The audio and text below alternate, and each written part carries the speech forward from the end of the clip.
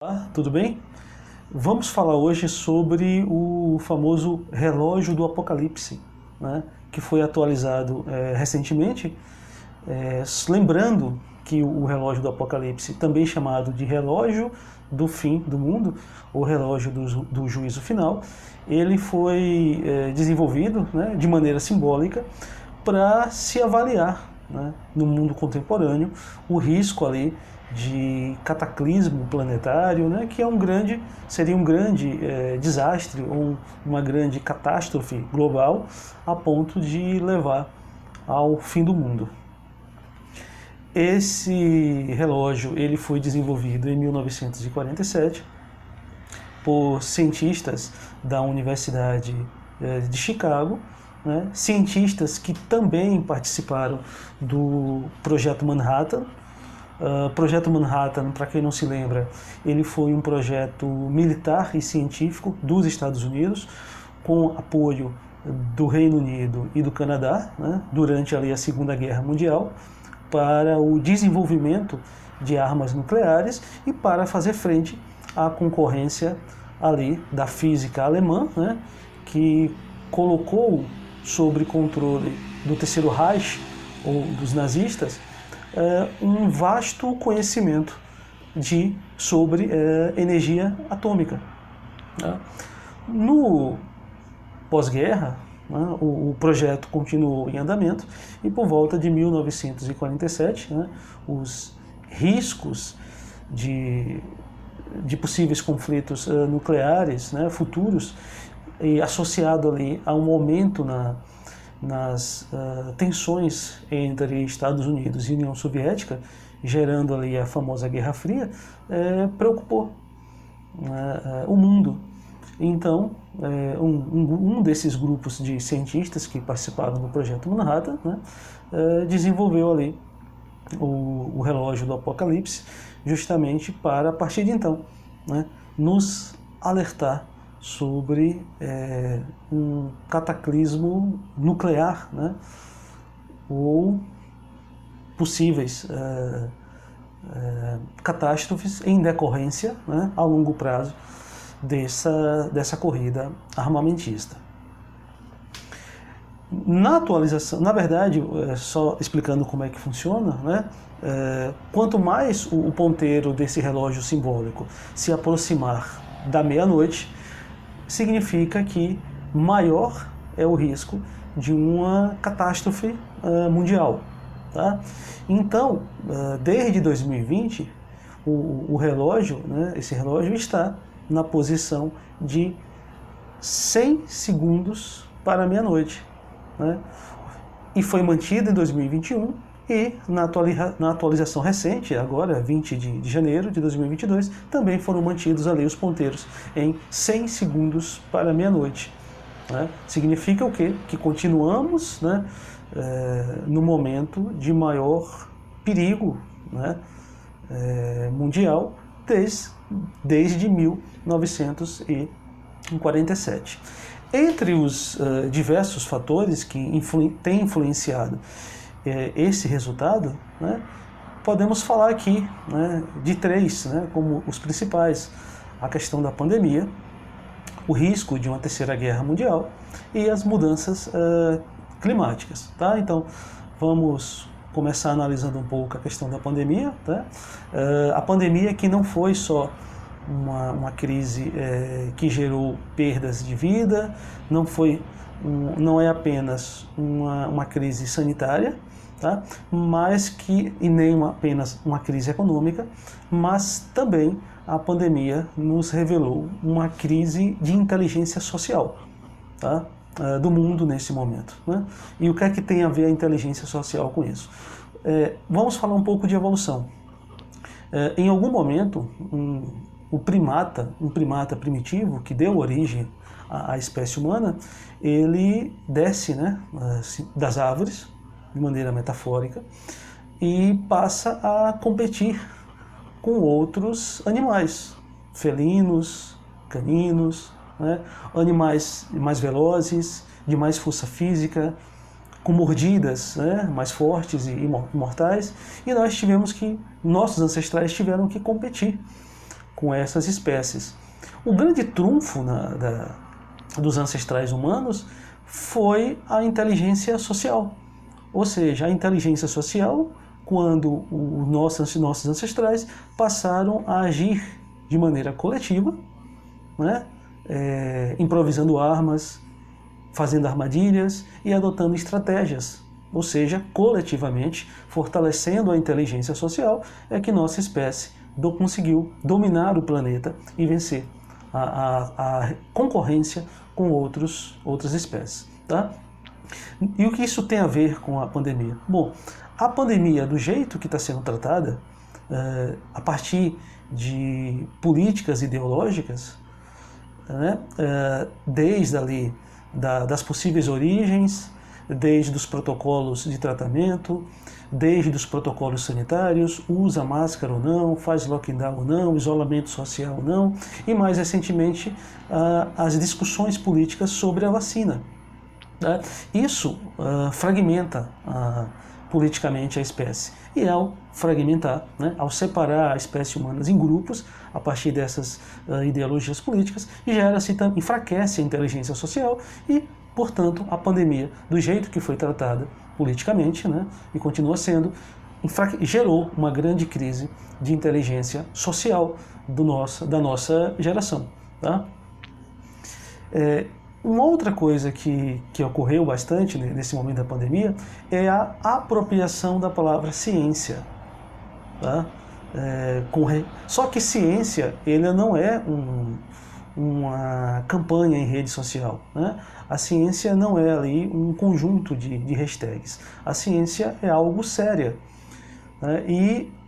E é tão séria que nós devíamos, desde o início, ter considerado a pandemia um sistema cheio de multivariáveis e deixássemos esse sistema fornecer as perguntas e fornecer as respostas, que seriam mantidas ou refutadas a partir de experimentos e investigação científica. Né? Tudo isso de maneira racional e sistemática, como requer a metodologia científica. Tá? Mas, infelizmente, né, foi, de um modo geral, o contrário que aconteceu. Tá? Então, ou seja, tanto quem negou a importância imunológica das vacinas e que brincou de que quem tomasse vacina viraria jacaré, quanto quem supervalorizou a importância das vacinas, né, e minimizou ou abandonou ali a educação sanitária e os protocolos sanitários, em ambas as situações não era ciência. Tá? Na verdade, eu nunca vi de maneira muito positiva aqueles memes ou brincadeiras do tipo: me dá uma dose bem gelada de vacina, eu quero que aplique a vacina nos 2 braços e nas 2 pernas. Na verdade, e mesmo que acompanhadas ali de hashtags vacina sim, ciência sim, isso nunca me pareceu um apoio à ciência. Né? Na verdade, me pareceu muito mais uma confissão de que a pessoa não tem uma boa educação sanitária e que não está mais comprometida a dar continuidade aos protocolos de segurança. Né? E aí põe toda a responsabilidade de acabar com a pandemia sobre a vacina. Tá? Mas essa estratégia não é muito inteligente para esse momento. Tá? Essa estratégia de você pôr toda a responsabilidade sobre a vacina e esperar que ela acabe com a pandemia funciona quando você tem uma vacina gerada por protocolos mais tradicionais. Né? Uma vacina que leva ali de 6 a 10 anos para serem produzidas, que passa por mais fases e um número maior de pessoas testadas. Tá? Porém, não é o que nós temos nesse momento. Né? Temos vacinas que foram geradas em caráter emergencial e que tinha por objetivo muito mais diminuir as internações e os números de óbitos, né? E que vem conseguindo fazer isso. Tá? Mas, dado essa situação, a vacina precisa estar associada aos protocolos sanitários para que possamos atingir o objetivo maior, que é o fim da pandemia. Ou seja, de maneira resumida, a vacina vai ajudar a diminuir internamentos e óbitos, e os protocolos sanitários, tá? A educação sanitária vai combater o surgimento de novas variantes e ajudar no que se alcance, né, mais rapidamente o fim da pandemia. Tá? Então não estou minimizando a importância da vacina, nem supervalorizando, né? Estou apenas afirmando algo que eu faço desde o início, de que você precisa associar a vacinação aos protocolos sanitários. Tá? Se você tomou a vacina, pôs lá #vacina sim, #hashtag ciência sim, mas após tomar as vacinas, as doses da vacina, você abriu mão dos protocolos sanitários, do distanciamento social, do uso de máscaras, não era, na verdade, você nunca apoiou a ciência, né? Você transferiu uma responsabilidade sua, enquanto indivíduo, de se proteger sanitariamente, para a vacina, querendo que ela resolvesse tudo por você. Tá? Vamos agora para um outro tema, que também preocupa, né, o mundo, que é se a crise na Ucrânia vai levar à Terceira Guerra Mundial ou não. Eu acredito que uma Terceira Guerra Mundial não vai vir de um conflito específico, pontual. Não acredito que uma crise na Ucrânia, isoladamente, leve à Terceira Guerra Mundial.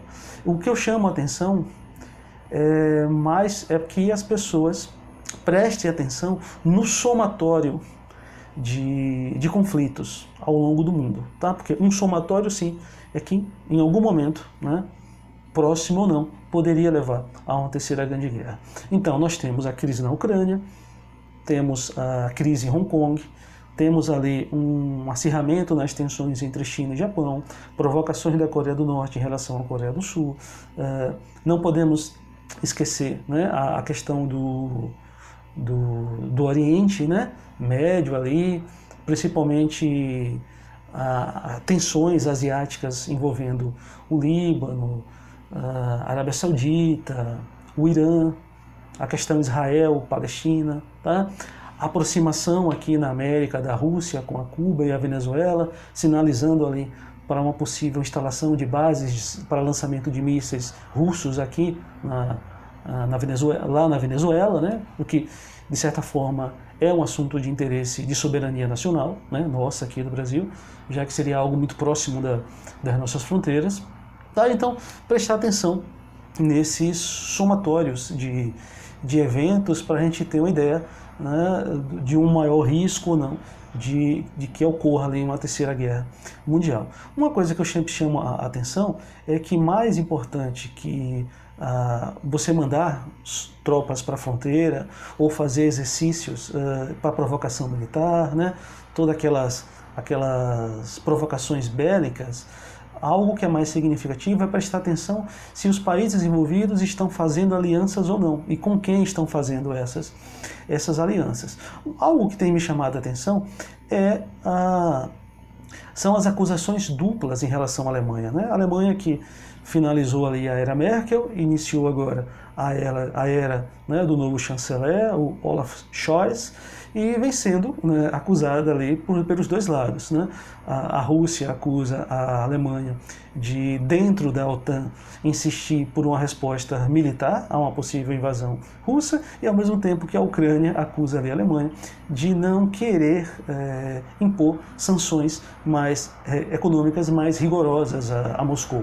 Então, eu sempre chamo a atenção porque, como eu falei de você prestar atenção na reorganização de alianças, né, no momento em que a Europa se reorganiza a sua defesa, é sempre bom prestar atenção nessas situações que não ficam muito claras, como a da Alemanha. Tá? Um outro tema que também preocupa os cientistas, né, os cientistas que eu esqueci de dizer, eles fazem parte do BPA, que é o chamado Boletim de Cientistas Atômicos, né? É um conjunto, né, um conselho ali dentro aí da Universidade de Chicago, tá?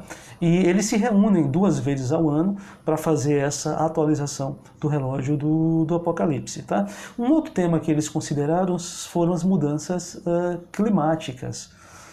E aí, nesse caso, a gente tem que considerar o que dentro dessas mudanças climáticas se devem a um ciclo natural de mudanças geológicas do nosso planeta, né? Você tem mudanças ali que retornam de maneira cíclica a cada 100, 200 anos, mas também temos que considerar que as políticas ambientais e as atividades econômicas humanas também influenciam essas mudanças climáticas. Associado a esses 3 temas, pandemia, Terceira Guerra Mundial e mudanças climáticas, o BPA considerou também as políticas estatais de desinformação, ou seja, fake news, né? As mentiras que os governos contam, né? Impressionante isso. E também temos ali, né? Então são 4 itens. O 5º item foi as tecnologias disruptivas, né? Que geram ali desigualdades tecnológicas, e isso também impacta no equilíbrio de poder, tá? Então, de maneira resumida, o que eu falei aqui: a crise na inteligência social, né? Incapacidade ou dificuldade de gerar respostas racionais, tem gerado ali esse cenário de instabilidade e insegurança global, né? E é por isso que nós continuamos ali a 100 segundos do fim do mundo, né? Então vamos ver o que acontece até a próxima atualização, que deve acontecer no 2º semestre, mas que não deve mudar muita coisa em relação a esse cenário não, tá? Então, espero que tenham gostado. Qualquer dúvida, ou se sentiram de alguma maneira ali criticados ou ofendidos naquela fala, principalmente sobre a questão da postura em relação à supervalorização das vacinas, fiquem à vontade para dar o feedback, tá? Qualquer outra dúvida também podem deixar mensagens aqui nos comentários. Convido vocês a continuar assistindo os vídeos aqui no canal e, acima de tudo, reflitam, né? Sobre o que eu falei, porque a partir do momento que eu demonstrei preocupação com a crise da inteligência social, é preciso que todos reflitam sobre isso e que todos façam sua parte, porque essa inteligência social é resultado de uma soma, tá?